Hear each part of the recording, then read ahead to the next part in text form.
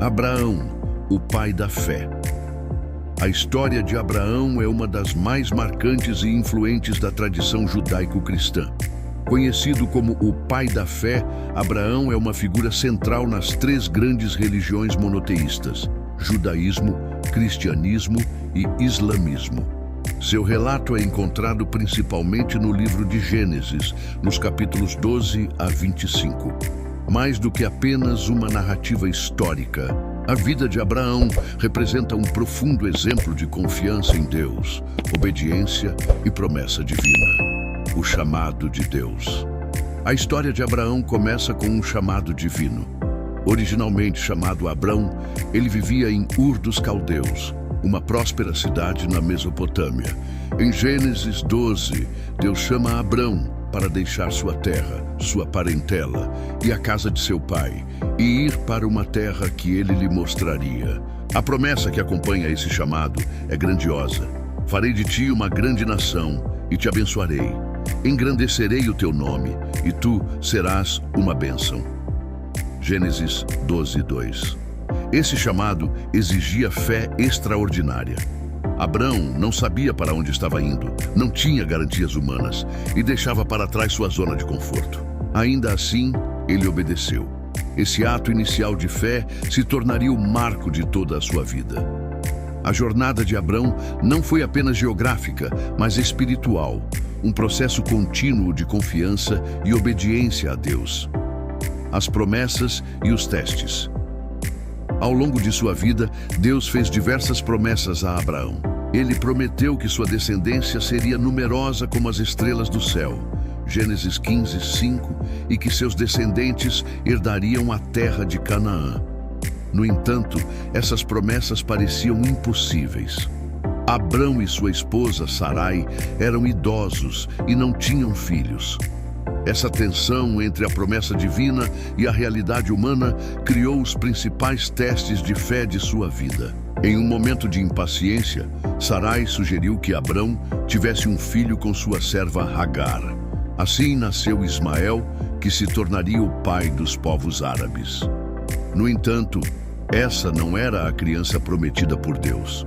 A promessa seria cumprida por meio de um filho gerado por Abraão e Sara, nome que Deus daria a Sarai mais tarde. Deus renovou sua promessa quando Abraão tinha 99 anos e anunciou que Sara, mesmo estéril e idosa, daria à luz um filho. O nascimento de Isaque. Finalmente, conforme a promessa divina, Sara deu à luz Isaque. O nome Isaque significa riso, em lembrança ao riso de incredulidade e depois de alegria diante da promessa cumprida. O nascimento de Isaque foi um marco na vida de Abraão, não apenas pelo milagre biológico, mas pela confirmação de que Deus é fiel às suas promessas, mesmo quando tudo parece impossível. O sacrifício de Isaque. Talvez o momento mais dramático da vida de Abraão tenha sido o pedido de Deus para que ele sacrificasse Isaque, o filho da promessa. Em Gênesis 22, Deus ordena que Abraão leve Isaque ao Monte Moriá e o ofereça como holocausto. Essa ordem parece contradizer tudo o que Deus havia prometido. No entanto, mais uma vez, Abraão obedece. Ele prepara o altar, amarra o filho e está prestes a sacrificá-lo quando um anjo o impede, dizendo: "Agora sei que temes a Deus, porque não me recusaste teu filho, teu único filho." Esse episódio é interpretado por muitos teólogos como o clímax da fé de Abraão. Ele confiava tanto em Deus que acreditava que, mesmo se Isaque morresse, Deus poderia ressuscitá-lo para cumprir sua promessa. CF Hebreus 11, 17 e 19. O sacrifício não consumado de Isaque também é visto por muitos cristãos como uma prefiguração do sacrifício de Jesus Cristo, o Filho de Deus. A aliança com Deus. Abraão não apenas recebeu promessas, ele entrou em aliança com Deus.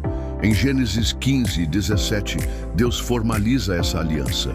Como sinal, Deus muda o nome de Abrão para Abraão, que significa pai de muitas nações, e o de Sarai para Sara. O sinal físico dessa aliança foi a circuncisão, que se tornou uma prática sagrada entre os descendentes de Abraão. Essa aliança não se restringia apenas à descendência biológica. Deus prometeu que, por meio de Abraão, todas as nações da terra seriam abençoadas.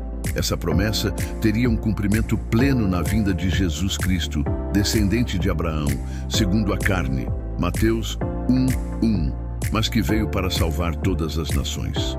A morte e o legado. Abraão viveu 175 anos. Depois da morte de Sara, ele casou-se novamente com Quetura e teve outros filhos. Mas foi por meio de Isaque que a linhagem da promessa foi continuada. Abraão morreu em boa velhice e foi sepultado por seus filhos Isaque e Ismael na caverna de Macpela. O legado de Abraão ultrapassa gerações. Ele é lembrado como o exemplo supremo de fé.